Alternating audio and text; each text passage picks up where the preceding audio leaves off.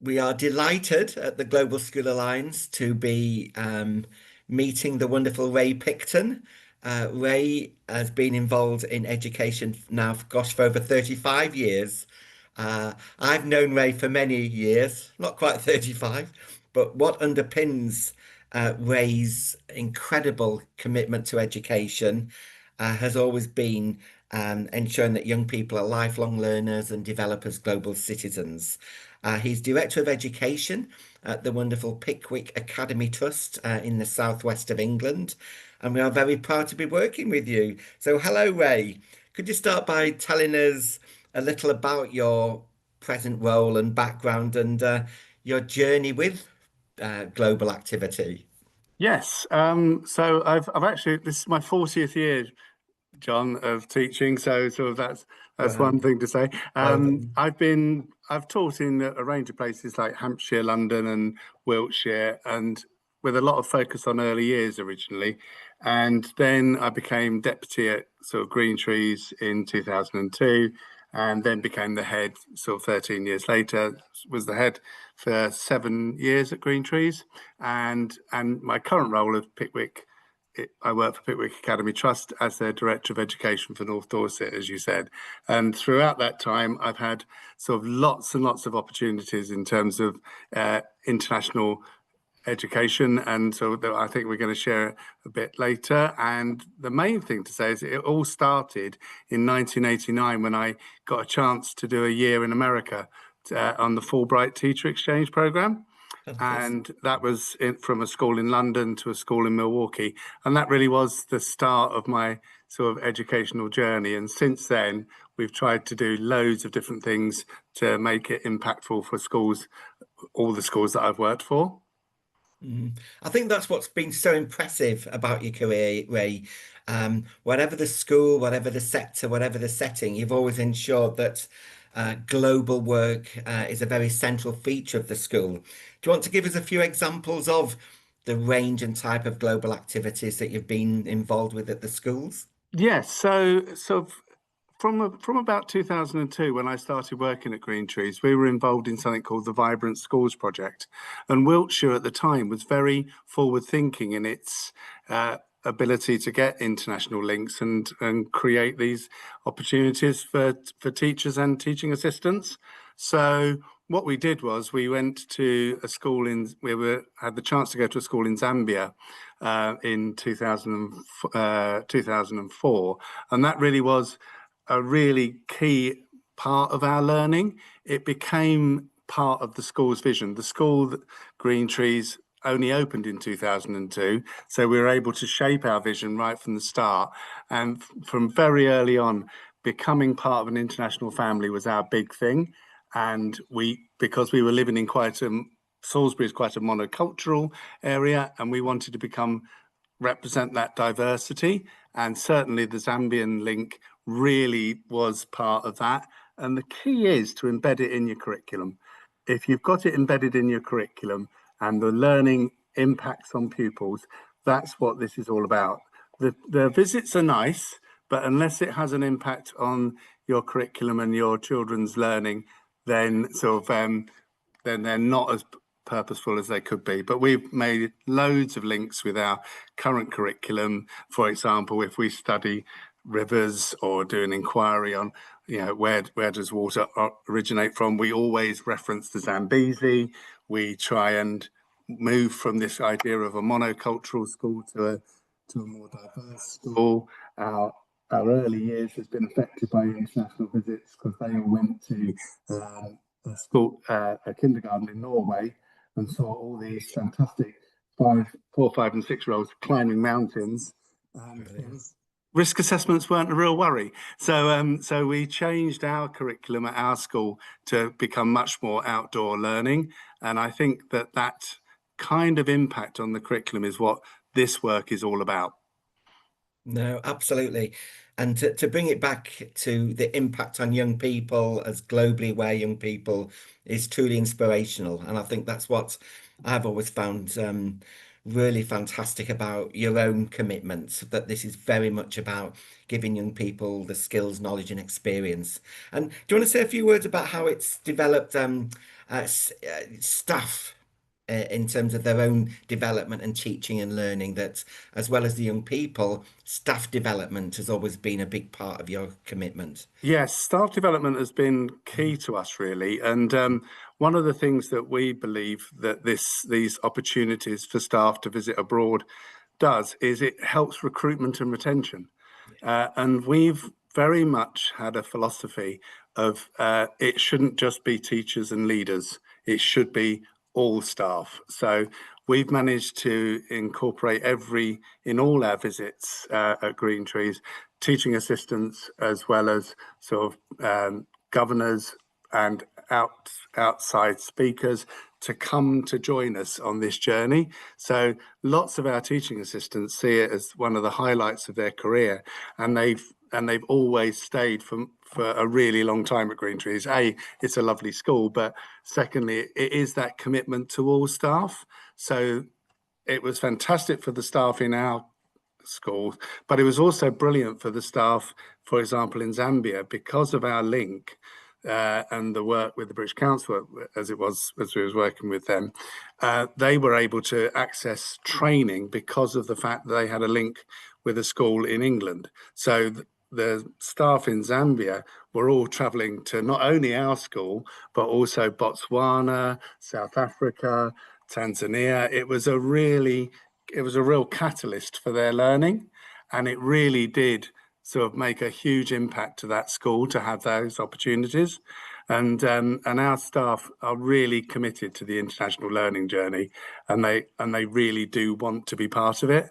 And that's where it was great when we applied for the International Schools Award, because when we would go to the ceremonies, we would take along a TA who'd been to one of the countries that was involved. So we also had TAs going to Norway, we had TAs going to sort of Armenia. It was everywhere. It was fantastic.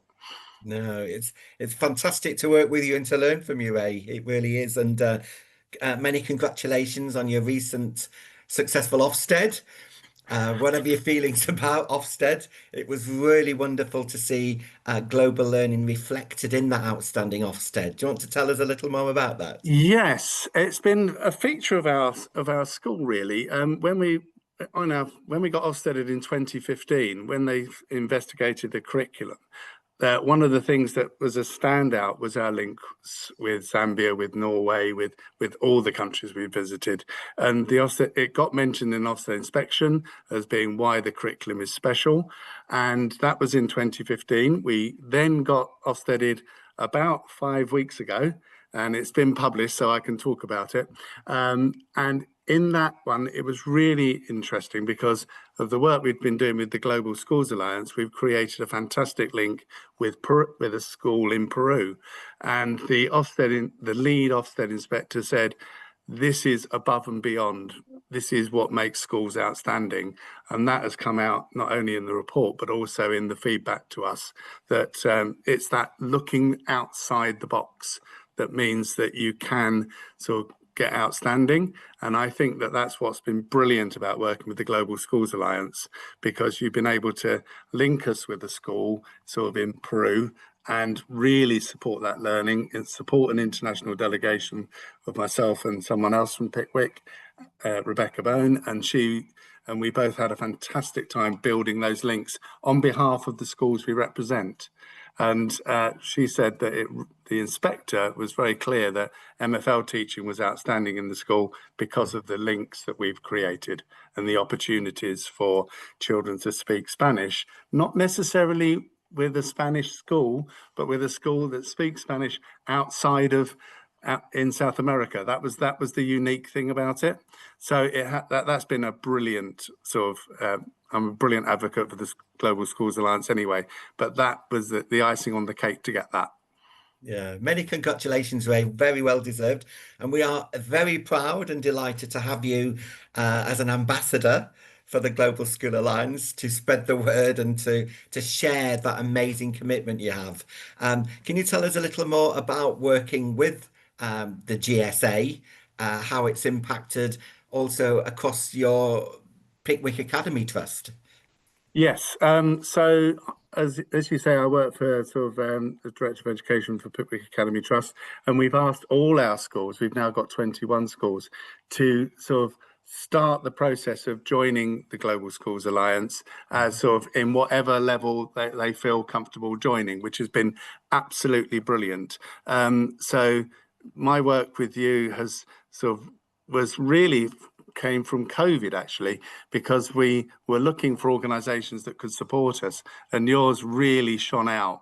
And I have to say, John, when I saw your name was involved, that was one of the key elements of it as well. But we knew that it was an organisation that we could work with because your philosophy is so clear, and promoting those educational opportunities for staff and pupils is really, really inspirational to me, and really the way we want to develop it going forward. We certainly had a fantastic leadership delegation and it was brilliantly organised by sort of the Global Schools Alliance. I can't highly praise that enough, because we couldn't have done that without you.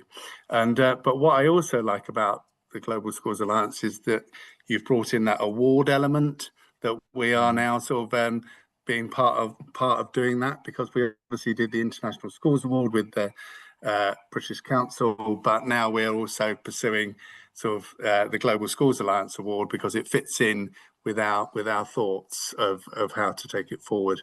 The other thing you do brilliantly is your sustainability work, and that we have now incorporated your work from the Global Schools Alliance into our sort of 3-year environmental strategy, so that all schools will be accessing that work that you've been doing on that through our sustainability actions as well. So it's a two-pronged attack, which is absolutely brilliant. Great, thanks, Ray. And we always say great educators, great globally minded educators, at the heart of that great conversation of humankind. What connects educators around the world, and we're very honoured to have you and your insights as a key part of that.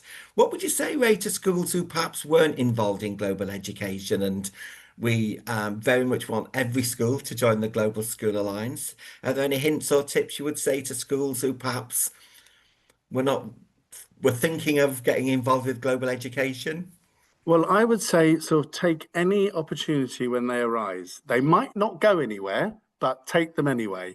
They usually do develop into something, but they're so invaluable. We had this situation in our trust where there was some reluctance to go on international trips, see the value of them and international delegations. And we went to visit some schools in Denmark, and we took 8 of our sort of leaders on that one, and it was transformational for the group, because it was about collaboration, it was about being in a different country, it was about working together, and all those philosophies that the Global Schools Alliance and also myself really believe in was evidenced in that visit. And when they come back, they've all been inspired to do something and really take education forward. And I think that is absolutely brilliant.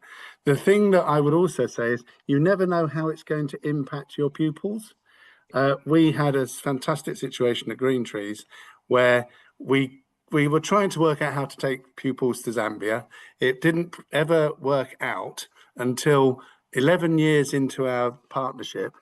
2 students who were then at the end of their university time, thinking of what to do at the end of university, decided they wanted to go on their own and visit the school that we had a link with as a primary school in Zambia. So we arranged with the schools, and we arranged their sort of flights there and back, and it was a fantastic opportunity to see students that you taught in primary school so inspired by what you've done, actually going out and visiting the schools that you've made links with. So that to me, you never know where it takes you, but that was really special. The other really special thing was the other day, I come in and do talks to Green Trees because I'm no longer the head here.